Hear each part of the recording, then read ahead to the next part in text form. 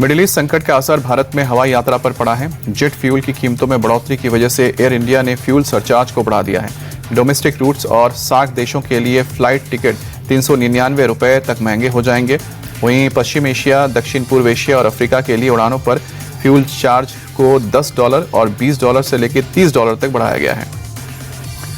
सरकार ने एक बार फिर से आश्वस्त कर दिया है कि देश में तेल की कमी नहीं होगी। केंद्रीय मंत्री हरदीप पुरी ने साफ किया है कि देश में ऊर्जा की आपूर्ति जारी रहेगी। हरदीप पुरी ने कहा है कि घरेलू उपभोक्ताओं को सीएनजी, पीएनजी की 100% सप्लाई होती रहेगी, लेकिन कमर्शियल इंडस्ट्री को गैस में कुछ कटौती हो सकती है। उनकी सप्लाई 20 से लेकर 30 काटी तक जा सकती है, लेकिन इंडस्ट्रीज को 70 से 80% आपूर्ति होती रहेगी।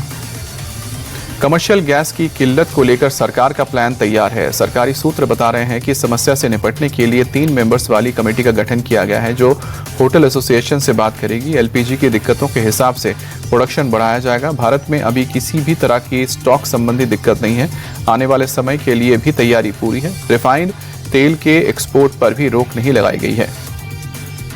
देश में कई जगहों से कमर्शियल गैस की किल्लत की खबरें सामने आई है। इस पर रेस्टोरेंट एसोसिएशन ने अपने मेंबर्स को खत लिखा है।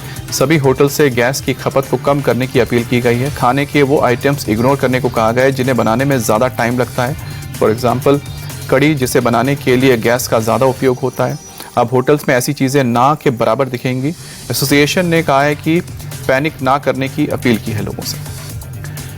यूक्रेन ने रूस के ब्रायांस्क पर बड़ा मिसाइल अटैक किया है। यूक्रेनी हमले में कम से कम 6 रूसी नागरिकों के मारे जाने की खबर है, जबकि 37 से ज्यादा लोग जख्मी हो गए हैं। रूसी मीडिया के मुताबिक यूक्रेन ने एक माइक्रो इलेक्ट्रॉनिक प्लांट को टारगेट किया, जहां missile system, air defence system और ड्रोन जैसे सैन्य उपकरणों का उत्पादन किया जाता था। यूक्रेनी सेना के मुताबिक माइक्रो इलेक्ट्रॉनिक प्लांट पर हमले के लिए ब्रिटेन में बने स्टॉर्म शैडो क्रूज मिसाइल्स का इस्तेमाल किया गया है। रूसी सेना ने पूर्वी यूक्रेन में डोनबास क्षेत्र के स्लोवियांस्क पर बड़ा हवाई हमला किया। रूसी बमबारी में कम से कम 4 नागरिकों की मौत हो गई, जबकि एक 14 साल की बच्ची सहित 16 से ज्यादा लोग जख्मी हुए हैं। यूक्रेनी सेना के मुताबिक रूस ने सेंट्रल स्लोवियांस्क के रिहायशी इलाकों को टारगेट करके ड्रोन से 3 गाइड बॉम्ब दागे थे, जिससे कई इमारतों को भारी नुकसान पहुंचा है। सड़कों पर कई गाड़ियों को भी आग लग गई। प्रधानमंत्री नरेंद्र मोदी आज केरल और तमिलनाडु के दौरे पर रहेंगे। पीएम मोदी केरल के कोच्चि में एनडीए के चुनाव सम्मेलन का उद्घाटन करेंगे। वहीं दोपहर लगभग 1:30 बजे एर्नाकुलम में 10,800 करोड़ रुपए की कई विकास परियोजनाओं का लोकार्पण और शिलान्यास करेंगे। इसके बाद एक जनसभा को संबोधित करेंगे। केरल के कार्यक्रम के बाद प्रधानमंत्री तमिलनाडु के तिरुचिरापल्ली पहुंचेंगे, जहां पर करीब 5,650 करोड़ की परियोजनाओं का उद्घाटन और शिलान्यास करेंगे। यहां पर भी पीएम मोदी जनसभा को संबोधित करेंगे।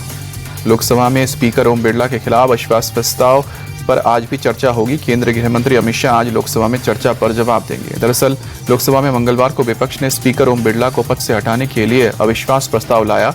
50 से ज्यादा सांसदों ने प्रस्ताव के पक्ष में वोट किया। इसके बाद पीठासीन ने प्रस्ताव पेश करने की परमिशन दे दी। प्रस्ताव पर चर्चा के लिए 10 घंटे का वक्त तय हुआ है। मंगलवार को करीब 7 घंटे चर्चा हुई है।